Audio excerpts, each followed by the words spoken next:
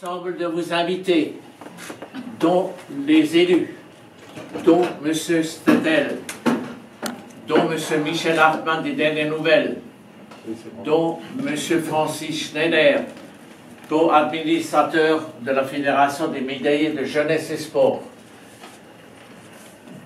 Permettez au modeste voisin que je suis, boucher de village, devenu chef de vente d'un produit agroalimentaire international, mais aussi au fil des années de l'écomusée, un soutien de votre mission d'intéressable bouquiniste, d'évoquer vos mérites.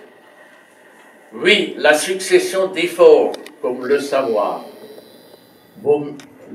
l'ambition comme votre personnalité, votre érudition comme votre volonté de progresser, le souci de partager l'histoire comme votre inlassable travail de collectionneur, votre ingéniosité comme votre rarissime mémoire, votre sens de la communication comme votre patience, votre passion comme l'épanouissement sont mémorables. Ces qualités-là ne sont pas légion, alors qu'elles ont contribué à travers la boutique de valoriser l'ancienne gare de notre village Bolivaire, de créer un attrait supplémentaire pour cet écomusée d'Alsace resté unique. Monsieur Mangold, votre simplicité ainsi que votre avenance vous ont distingué hier comme aujourd'hui. Ayant choisi de servir la vie associative, vous êtes unanimement reconnu par l'évocation pour les récits. Avec bonheur, avec conviction, avec charisme. Réconforter la branche de plus en plus ample d'intéressés pour le passé, riche en anecdotes et tellement en vérité. Peut se réconforter par les fidèles du sport de compétition régionale que nous représentons là aussi. Elle est complémentaire, rarement comparée. Une réalité demeure et laquelle, en nos jours troubles à la conjoncture éprouvante, nous tenons, elle ravive, elle unit, elle comble nos concitoyens. Bravo, M. Mangold!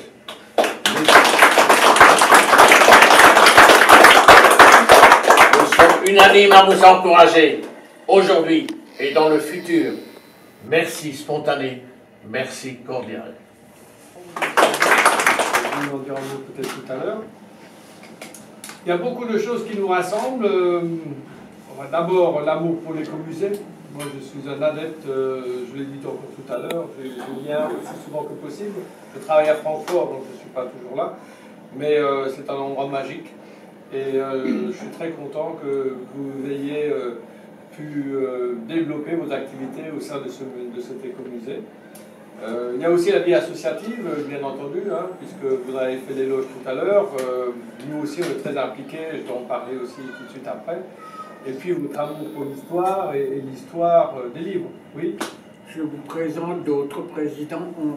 Henri, qui était le président de l'association Mulhouse-Brésil pendant pas mal d'années. Son épouse, Clécy, qui est une véritable Brésilienne qui habite en Alsace depuis pas mal d'années. Ouais, mais donc qui maîtrise parfaitement le portugais. Voilà.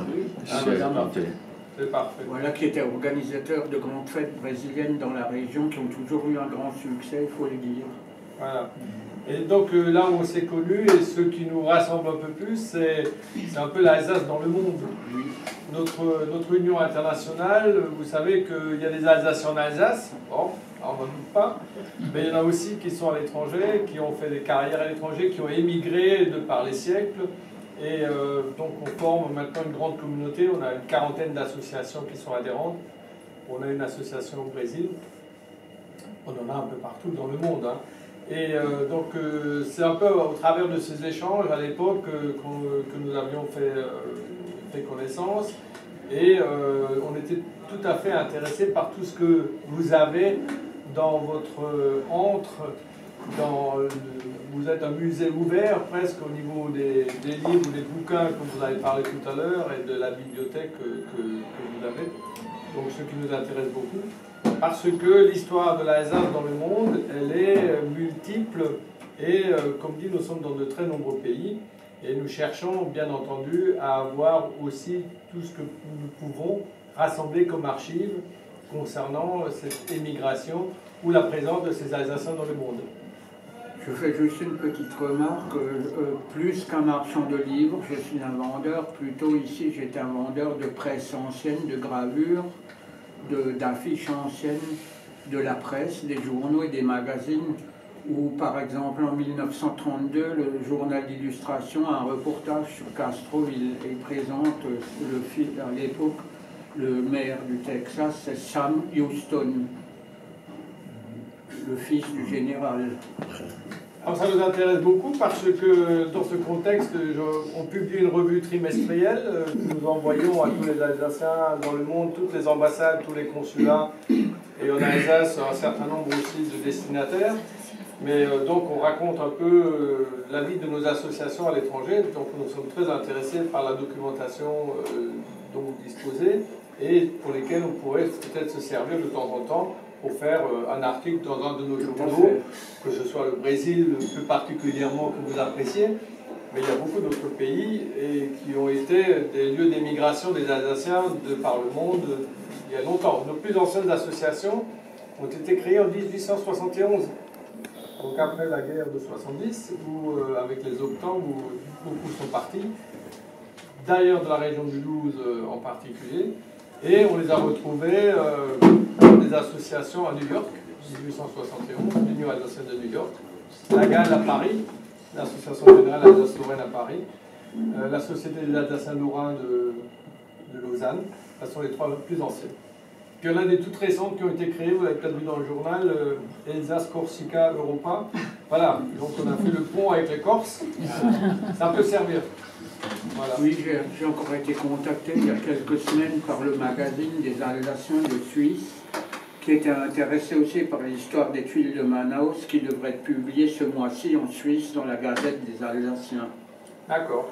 Et pour les États-Unis, j'ai trouvé, ça c'est pour Madame Yo Tuerlinx, j'ai découvert une personnalité alsacienne qui est peu connue, qui s'appelle Henri Farny, qui est un gars qui a immigré de Ribeauvillé avec ses parents vers les années 1860 et qui par la suite devient un des plus grands peintres de la conquête de l'Ouest. Et donc Henri Farny parlait plusieurs dialectes langage indien, était ami de Geronimo et a vraiment peint les Indiens comme ils étaient à l'époque, c'est-à-dire il a fait un véritable travail d'ethnologue. Et c'est pour ça que ces toiles sont très très cotées, très chères aux États-Unis. Le musée qui en possède le plus, c'est le musée de Cincinnati. D'accord. Voilà. Et paraît-il que sa maison natale existe encore à Ribeauvillé. Les gens de la municipalité de Ribeauvillé connaissent, mais en On va regarder, ma femme est de Ribeauvillé, donc on va regarder de près. Alors je vais vous remettre les deux exemplaires, enfin bon, les derniers exemplaires, simplement pour un titre illustratif, et puis j'espère qu'on aura l'occasion de collaborer sur un certain nombre de sujets de l'Alsace dans le monde. Je fais encore une parenthèse. Il y a un des plus grands peintres du Brésil qui s'appelle Manuel Madruga, qui est un peu le Delacroix du Brésil. Mais donc celui-là, il était connu pour une autre raison, c'est qu'il a marié une femme de la région de Strasbourg qui s'appelait Sophie Gasser. Et le hasard a voulu que je trouve des courriers de lui qu'il a envoyés à sa femme à Strasbourg, des photos de ses œuvres et même deux petits tableaux, un qui est inachevé et l'autre qui est achevé, et qui ont été trouvés dans mon propre village, vous vous rendez compte? J'ai l'impression qu'il m'attendait. C'est un vieux monsieur qui m'a demandé, qui connaissait ma boutique, et un jour il m'a demandé si je collectionnais quelque chose. Alors j'ai dit oui. Je fais une collection sur des choses que personne ne recherche, donc je trouve mieux ces choses-là. Il m'a demandé mais c'est quoi? Je lui ai dit écoutez, moi je collectionne sur le Brésil. Et c'est vrai que j'ai énormément de livres, d'affiches, de gravures, de photos, de cartes postales, de documents sur le Brésil. Et il m'a dit, écoutez, passez une fois chez moi, j'ai quelque chose dans ma bibliothèque, je vais vous le montrer. Quand il m'a montré ça, j'ai failli tomber à la renverse. Parce que Manuel Madruga a un petit parc à Rio avec sa statue. Et donc, il était en France 1900 jusqu'en 1939, quand il y a eu la déclaration de guerre, il est retourné dans son pays. Mais en 1936, Madruga a été décoré de la Légion d'honneur par le président Gaston Doumergue à Paris. C'est un gars qui a étudié aux Beaux-Arts à Paris, à Munich, en Espagne, il a fait le tour de l'Europe. Et donc il est très connu au Brésil. Voilà. Et donc je vous fournirai des documents sur lui. Ah oui, intéressant. Oui. Je suis désolé, mais il faut que je parte. Il y a une photo avec le président à côté de...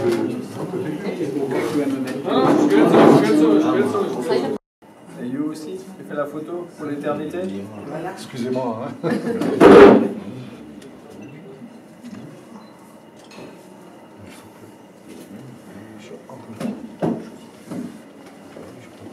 C'est la photo pour le journal?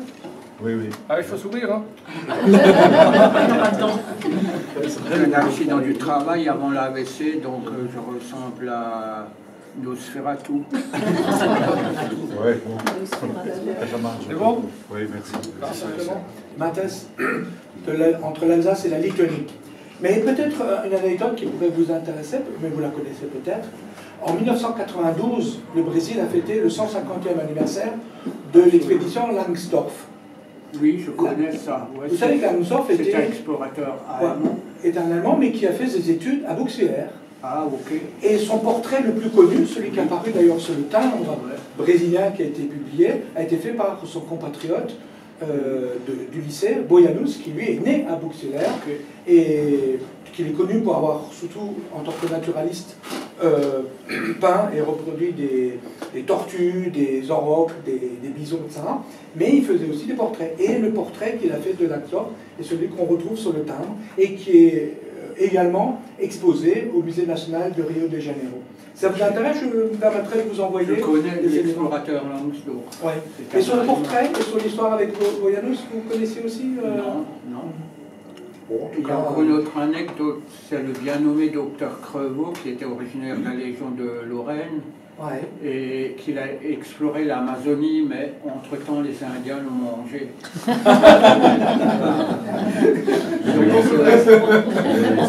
C'était une histoire connue un petit peu avant 1900 qui avait fait scandale à l'époque, l'expédition du docteur Crevaux. Et ensuite mon ami Maurice, qui est là, qui était aux Beaux-Arts de Mulhouse avec moi, m'a aussi amené des informations. Dans les années 1872, il y a des milliers de Lorrains qui sont réfugiés au Brésil, dans le sud du Brésil. Et ces Lorrains ont gardé leurs mœurs, leurs coutumes et leur langage, le blatt, le dialecte lorrain. Et de nos jours, il y a un article qui est apparu dans le Républicain lorrain il y a quelques 2 mois, que dans le sud du Brésil, il y a à peu près 3 millions de personnes qui parlent le blatt lorrain. C'est-à-dire que même des Brésiliens l'ont adopté. Et la région Lorraine a fait venir des gens du sud du Brésil pour leur faire des conférences sur leur dialecte lorrain. Ils ont fait venir du Brésil pour faire la conférence. Voilà, donc tout ça... On a besoin de Lorrain. Voilà. Donc tout ça, c'est assez incroyable de penser que vous esquintez à essayer de leur parler quelques mots en portugais, alors que vous pourrez à la limite leur parler en alsacien. Mais je faisais déjà partie de l'association Alsace-Brésil qui avait à Strasbourg il y a des années en arrière. Et eux-mêmes m'ont envoyé leur magazine avec toutes les informations que je leur ai fournies en relation Alsace-Brésil. Ils ont mis un dessin humoristique dedans avec un capitaine sur une caravelle avec son chapeau, ses plumes. Et dans la bulle, il y avait écrit: à peu de choses près, le Brésil aurait parlé l'alsacien. C'est un personnage à la Christophe Colomb, quoi.